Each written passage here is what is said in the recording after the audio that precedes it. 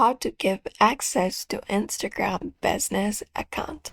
Hello everybody, welcome back. In today's video we will be guiding you step by step in order to do so.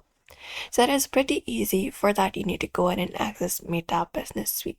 So head over to business.facebook.com, and once you are there, you will be finding this specific page right here with different options available. So you need to head over to settings of Meta Business Suite. For that, look out for the menu on the left side, and from there select settings option in the bottom right left corner.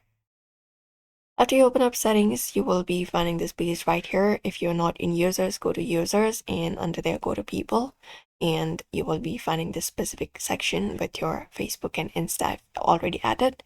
But if Insta is not added, you can basically look out for this invite people option in the top right corner. Click on it, and here you need to go ahead and give access to the people. So here enter up the email address of the specific person that you would like to give access to. After that is done, click on next and give the specific roles to the person that you are giving access to.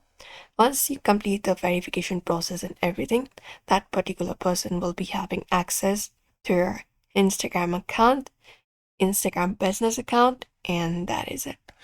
So if you'd also like to go ahead and give access to people on your Instagram business account, you may follow up this method in order to do so.